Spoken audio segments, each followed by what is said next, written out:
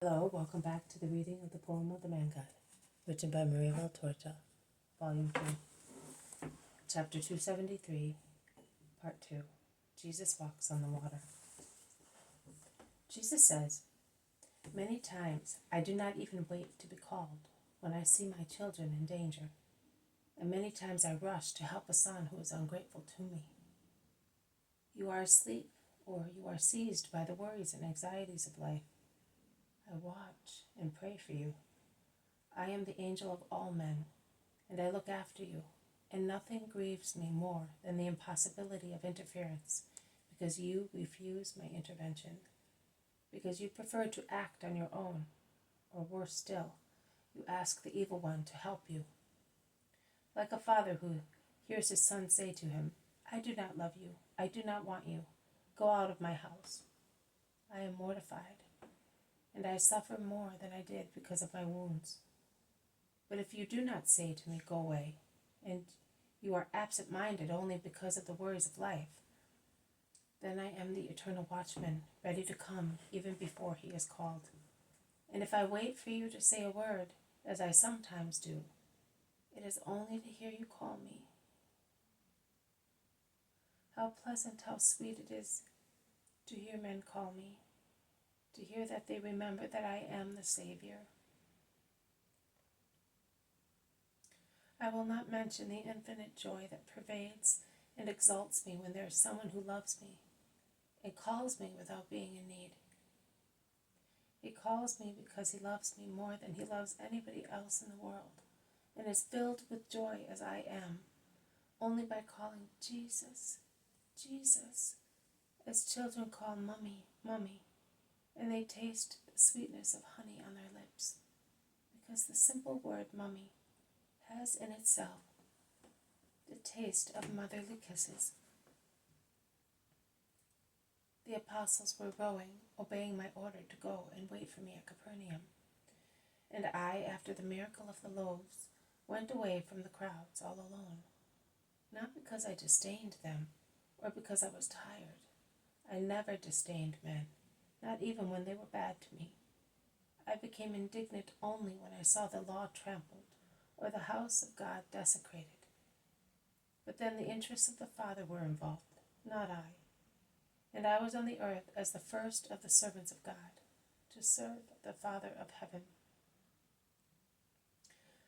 I was never tired in devoting myself to the crowds, even when I saw them so dull, sluggish, and human as to dishearten even those who had most confidence in their mission. Nay, just because they were so deficient, I multiplied my lesson infinitely. I treated them exactly as backward pupils, and I guided their spirits in the most elementary discoveries and initiations, just as a patient master guides the inexpert hands of pupils to form the first letters, and thus enable them to understand and write. How much love have I given to crowds? I took them by the flesh to lead them to the Spirit. I began from the flesh as well, but while Satan through it leads to hell, I lead to heaven. I wanted to be all alone to thank the Father for the miracle of the loaves. Thousands of people had been fed, and I exhorted them to say thanks to the Lord. But once a man has been helped, he forgets to say thanks. I said it on their behalf, and afterwards I had merged with my Father, for whose love I was infinitely sick. I was on the earth, but like a lifeless hide, my soul was thrust towards my Father, whom I felt leaning on his word, and I said to him, 'I love you, Holy Father.' It was a joy to me to say to him, 'I love you,' to say so as a man besides as God. I humiliated my feelings as man, as I offered him my palpitation as God. I seemed to be the magnet that attracted all the love of men capable of loving God a little, and that I gathered all such love and offered it from the bottom of my heart. I seemed to be the only one to exist, I, the man, that is, the human race, conversing once again with God, in the cool of the evening, as on the innocent days. But although my blessedness was complete, because it was a blessedness of love, it did not abstract me from the needs of men, and I became aware of the danger of my children on the lake, and I left love for the sake of love. Charity must be speedy. They took me for a ghost. Oh, how often, my poor children, you take me for a ghost, for a frightening object.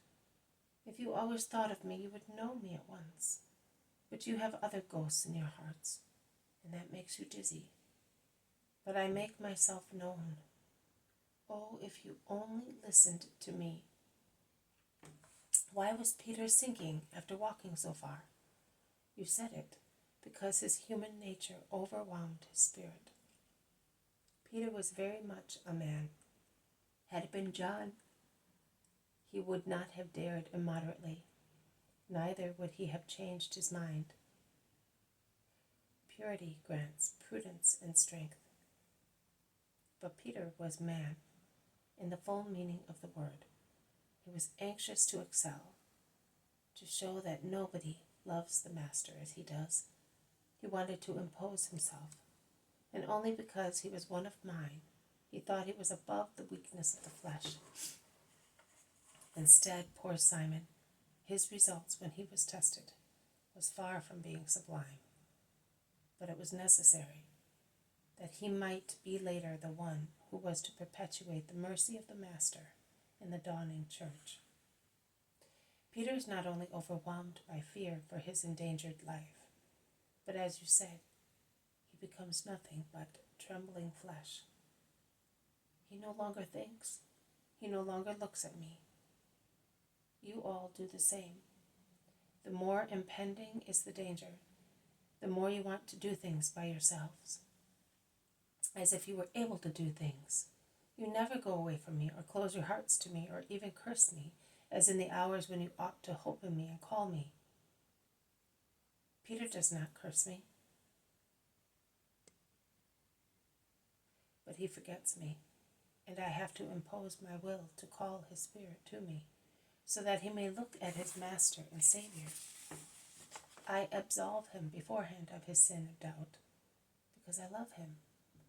As this impulsive man, once he is confirmed in grace, will be able to proceed without any further perturbation or tiredness as far as martyrdom, and will be indefatigable in casting his mystical net to take souls to his Master.